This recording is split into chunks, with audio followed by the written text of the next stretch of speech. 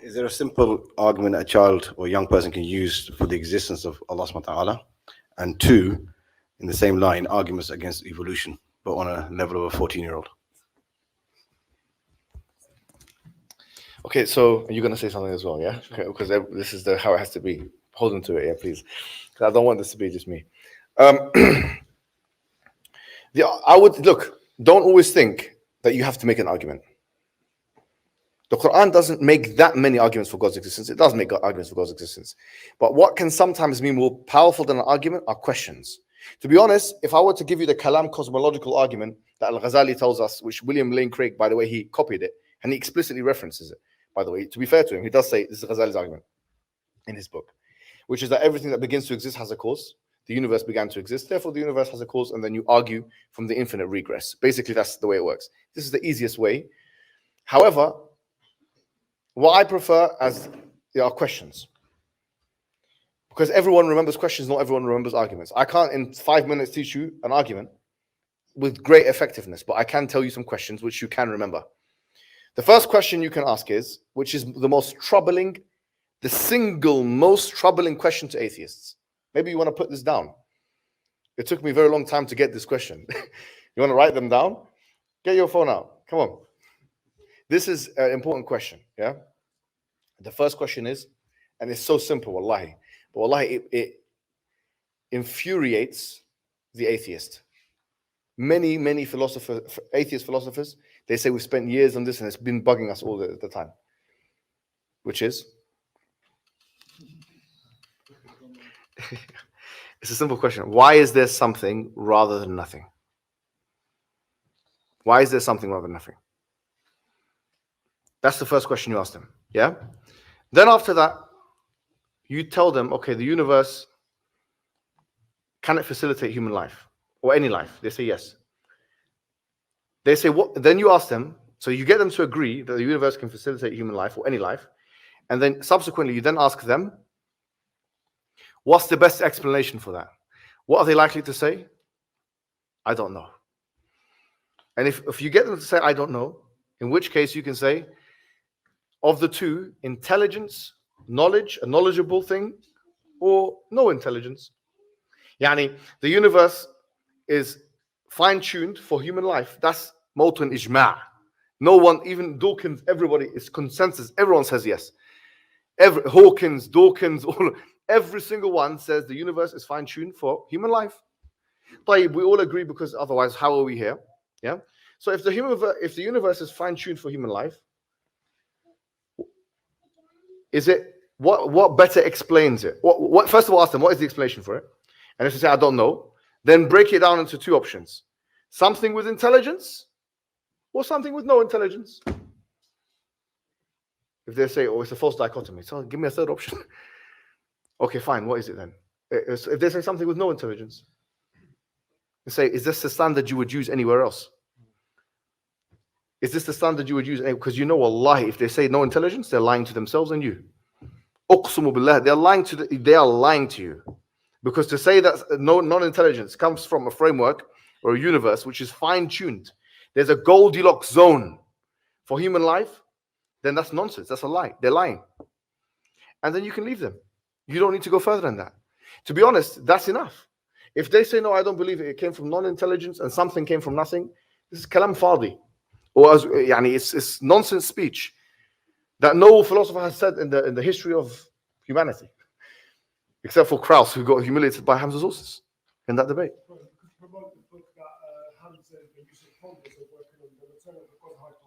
Yeah, so Stephen Myers has written a book called The Return of the God Hypothesis, but a better book would be The Divine Reality of Hamza's sources. I was going to get the name wrong. And the book that I've just written on the God, if you want for highlight, the Burhan. You can get that book as well. It's like £2, don't worry, Yanni. And if you want it for free, you can go to the Institute. They give it to you for free. So, but this is just a basic answer because I want everyone to benefit from this.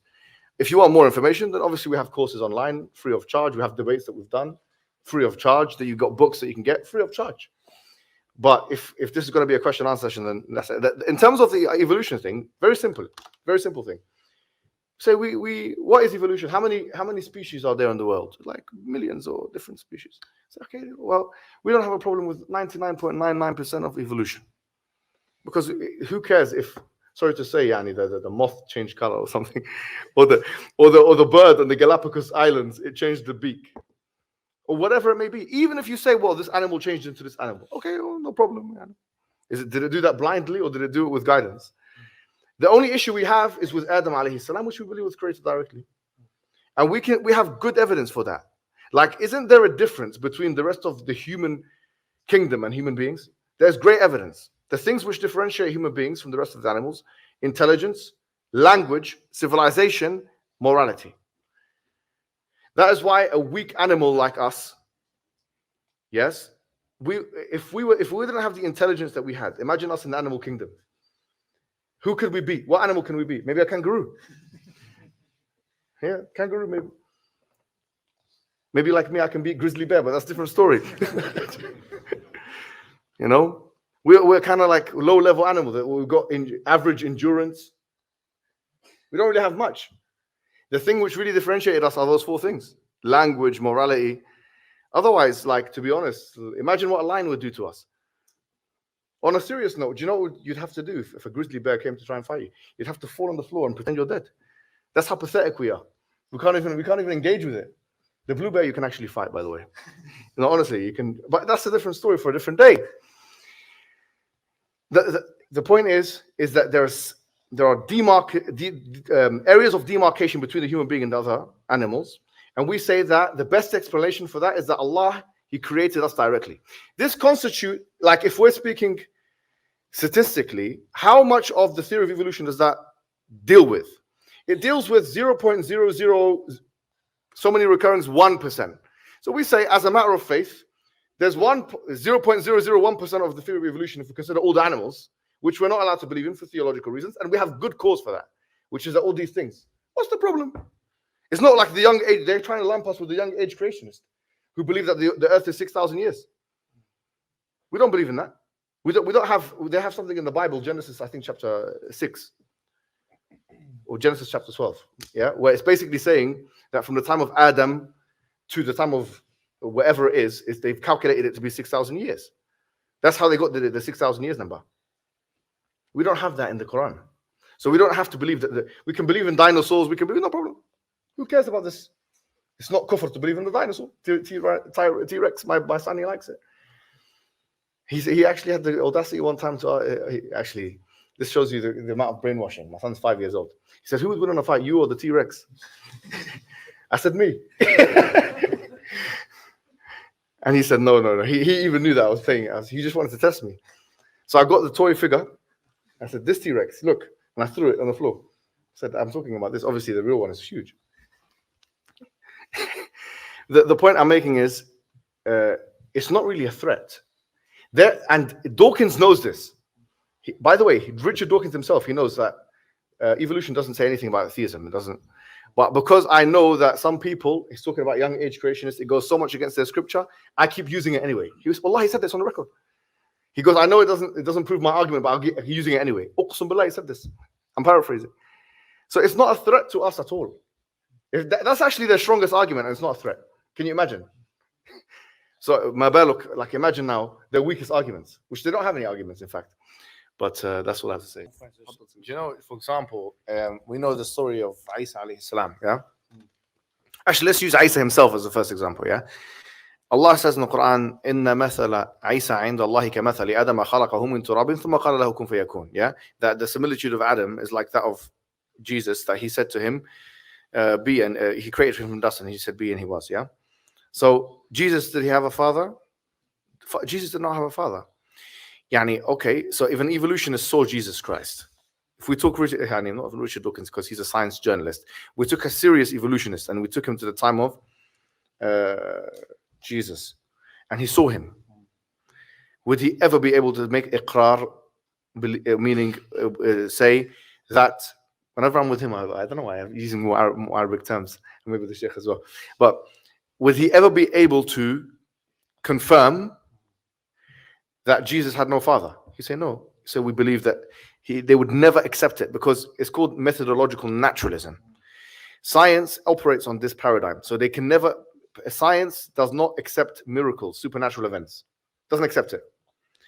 In its methodology, it doesn't accept it. It doesn't mean it's saying it's wrong. It's just saying it's methodologically, it's not inputted. So if a scientist saw Jesus, or evolutionist scientist saw him, he will say he definitely had a father. I'll give you another example. In the Quran, let me give you a trivia question, and the sisters are involved as well, yeah? You know, what was one of the, apart from curing the blind and raising the dead and the leper, what was a notable miracle of Jesus that's not mentioned in the Bible, except for the Gospel of Thomas, but it's not mentioned in the five, yes. Okay, that's one of them. But one more. Okay, that's another one. That's a good point. And a third one. I'm looking for one in particular here.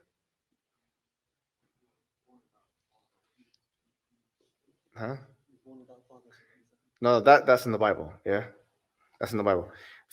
Something. Yes. No, we said that. That is in the Bible. Sisters, yes. Are you putting your hand up? No, they have that in the Bible. That's not in the Quran.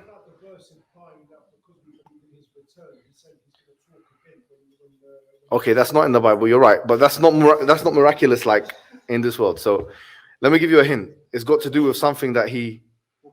No. Go on. No. You're talking about Moses. No. Not Firaun. We're talking about Jesus. Yes, thank you. Okay. The bird of clay. فأنفخ فيه فيكون طيرا بإذني أو بإذن الله. 2 ayahs, yeah. When he blew into the bird, you know this. Remember that? Okay, let me ask you a question. That bird, what was it?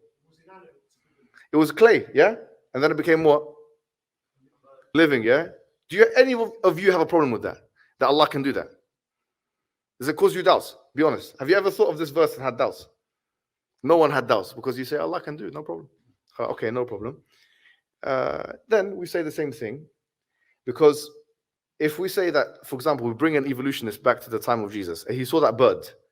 What kind of bird was it? A sparrow? Was it whatever it may have been? Pigeon? I don't know. Yeah, Allahu A'lam. Now, say he saw the bird. What would an evolutionist have to conclude? That it was part of the evolutionary tree of life. That would be the foregone conclusion. Yeah, if an evolutionist saw that bird, that Jesus, he put life into it, it would be a foregone conclusion that bird is part of the evolutionary tree of life. But all of the same exact analogous parts that are involved in the creation of Adam are there in the bird. The bird, maybe it looks like it's part of an evolutionary tree of life. Likewise, Allah, he created the human being from clay directly, and he looks like he's a primate. Looks like he's part of the evolutionary tree of life. So just like this metaphysical, supernatural, miraculous event of Jesus blowing into the bird and it becomes a tayr, it becomes a bird, the clay and it becomes a bird, is not a hard thing for anyone here to think about. Then same thing applies with the human being. Allah created, he got the clay, and he did exactly. If Jesus could do it with the permission of Allah, then Allah can do it with no permission of anyone. It's as simple as that, really. Even though it appears to be in the tree of life and so on. So it doesn't have, like he said, it's completely non-threatening to our discourse and to the Quran. Non-threatening. It's very threatening to the young age creationist, admittedly, very threatening. But they can't be lumped together with us.